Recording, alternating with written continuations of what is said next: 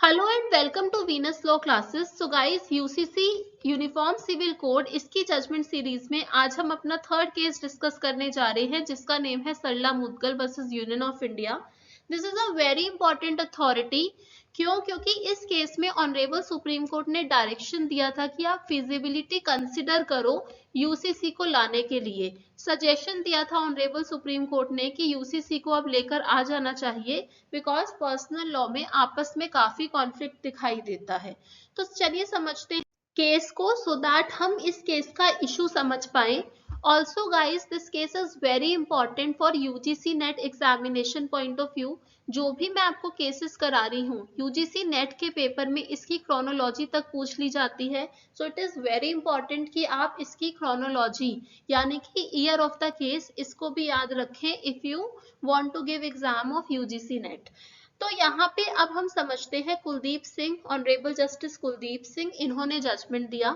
समझते हैं इशू को। सपोज कीजिए this is H, this is W, ये हस्बैंड है, ये वाइफ है, दोनों ही हिंदू हैं और उनकी जो मैरिज है वो सोलमनाइज्ड हुई है एज पर हिंदू लॉ। तो इन पे हिंदू मैरिज एक्ट, इसमें इनकी शादी हुई है 1955, जो कि अगर दोनों पार्टीज हिंदू होते हैं तभी लगा सकते हैं हम इस एक्ट को। अब क्या होता है कि सपोज कीजिए कि इस एच को एक W1 इनसे प्यार हो गया है, और सपोज कीजिए कि ये है मुस्लिम। अब ये इनसे शादी करना चाहते हैं, बट सपोज W इनको डाइवोर्स नहीं दे रही हैं। तो अब एच क्या करते हैं, एच कहते हैं कि ओके, इस्लाम में पोलीगैमी इज अलाउड। तो मैं क्या करता हूँ, मैं एम्ब्रेस कर लेता हूँ इस्लाम को, यानी कि मैं कन्वर्ट कर लेता हूँ अपने रिलीजन को हिंदू से इस्लाम, सो दैट क्योंकि इस्लाम में polygamy, limited polygamy is allowed, आप 4 शादी कर सकते हो। सो वो क्या करते हैं, खुद को इस्लाम में कन्वर्ट करने के बाद इनसे शादी कर लेते हैं W1 से। अब अगर यहाँ पर देखा जाए तो क्या ये जो शादी है दूसरे वाली, इसको हम निकाह बोल देते हैं, बिकॉज मुस्लिम पर्सनल लॉ में वैसे भी हम निकाह बोलते हैं। तो क्या ये निकाह ये वॉइड है, सेकंड मैरिज क्या वॉइड है? एक क्वेश्चन तो ये उठता है। सो यहाँ पे, और प्लस क्या उनको अपना रिलीजन कन्वर्ट करने का अधिकार है एच को? Answer is yes. वो ये तो कर सकते हैं कि वो अपना रिलीजन अपनी मर्जी से कन्वर्ट कर लें, बिकॉज आर्टिकल 25 का उनको प्रोटेक्शन मिलता है। लेकिन यहाँ पे जो फर्स्ट वाइफ है उनके राइट्स में भी प्रॉब्लम आ रही है, बिकॉज हिंदू लॉ के अकॉर्डिंग तो आप सेकंड मैरिज कर नहीं सकते।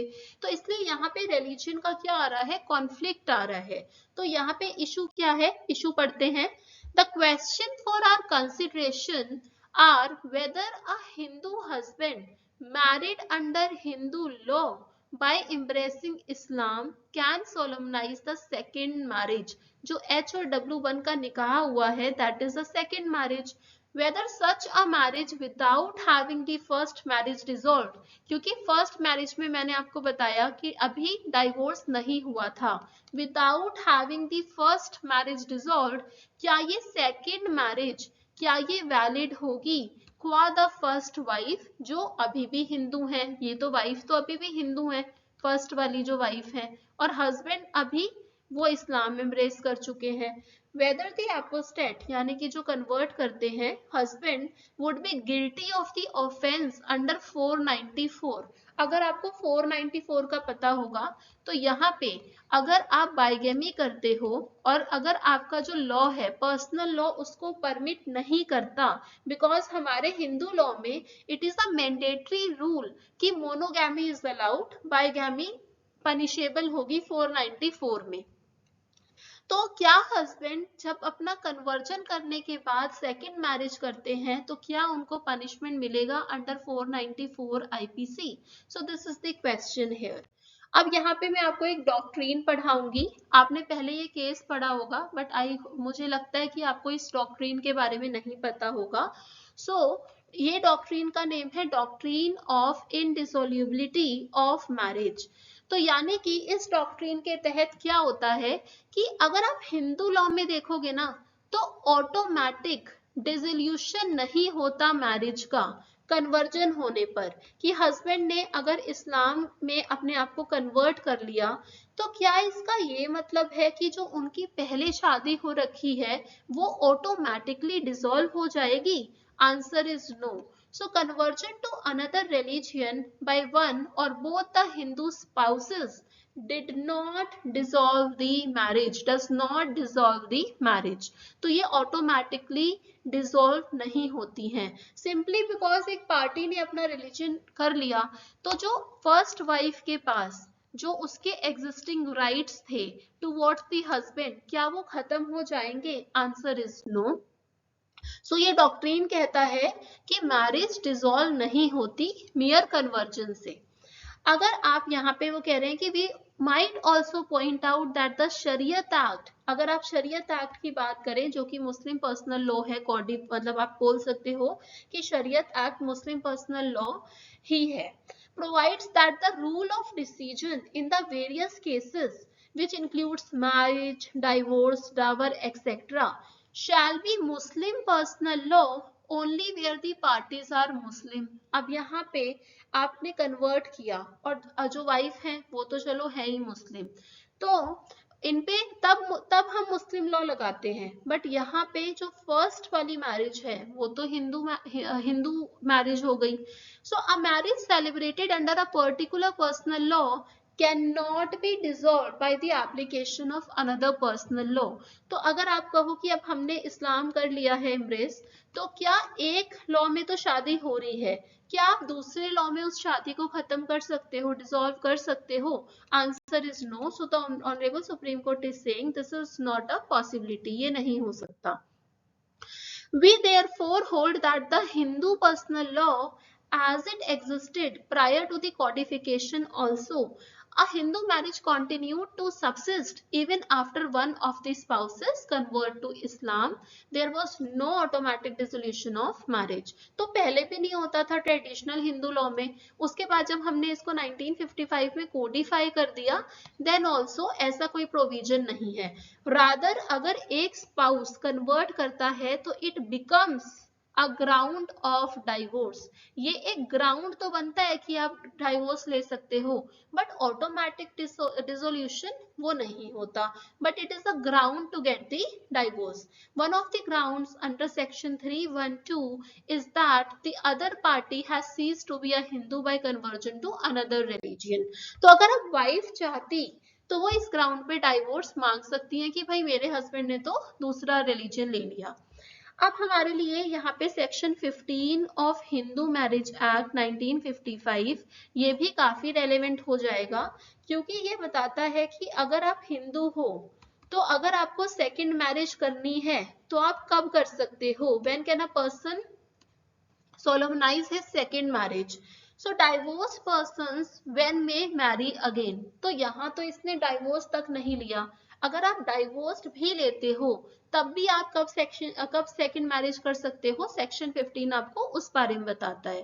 सो section 15 says when a marriage has been dissolved by a decree of divorce and either there is no right to appeal, और अगर राइट है आपके पास तो टाइम खत्म हो गया, एक्सपायर हो गया टाइम, या फिर अगर आपने अपील करी तो वो अपील पूरी डिसमिस हो गई, तो उस केस में आप दूसरी मैरिज कर सकते हो. लेकिन अगर अपील चल रही है फिर आप अपील के चलते भी सेकंड मैरिज नहीं कर सकते.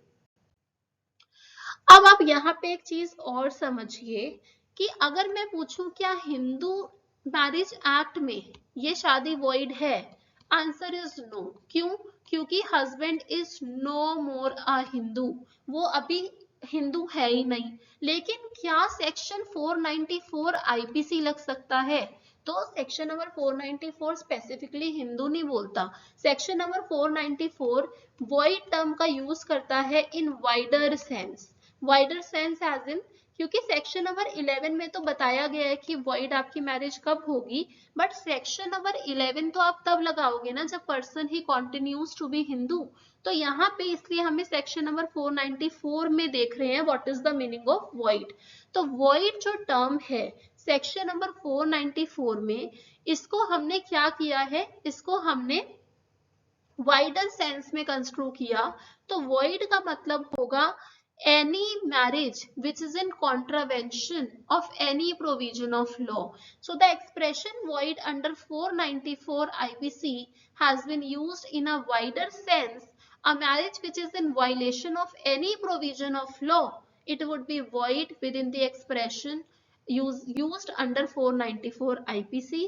तो यहाँ पे क्योंकि हमारे लिए तो monogamy it is the mandatory rule of Hindu law, तो क्या आप उसको वायलेट कर रहे हो उस एक्ट के जो मेन प्रोविजन है उसको?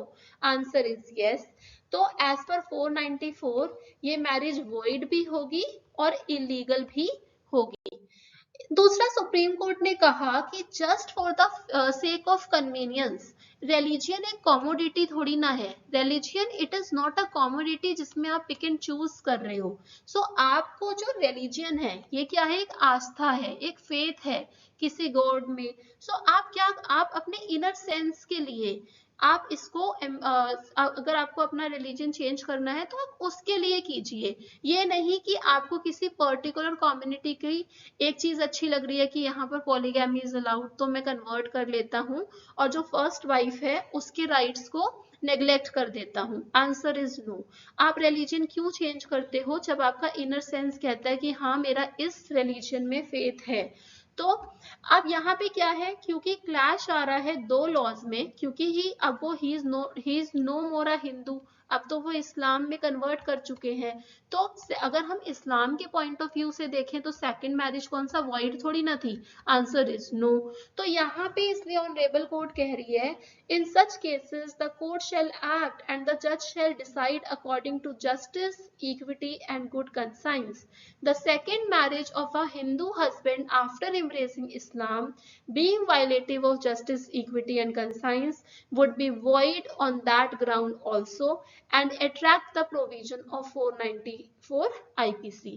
अब क्योंकि हमारे पास यूसीसी तो है नहीं, तो इसलिए हम क्या कह रहे हैं कि जब दो लॉज में कॉन्फ्लिक्ट आ रहा है तो हम ये देख रहे हैं कि इक्विटेबल क्या है, जस्ट क्या है।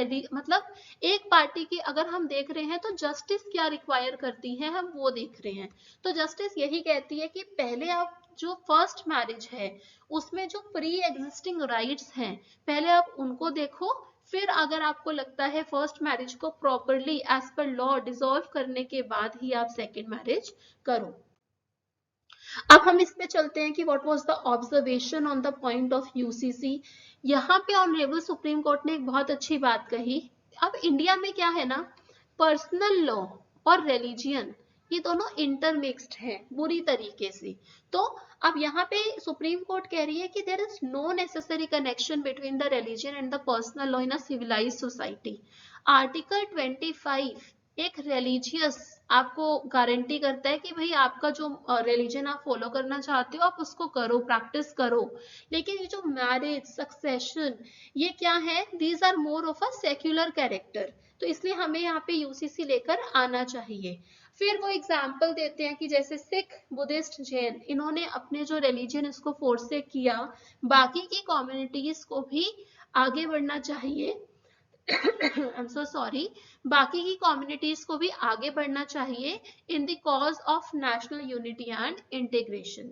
और यहाँ पे क्या कहा है कि even the constitution under article 44 it says कि आप इस्टेब्लिश करो common civil code for whole of the India.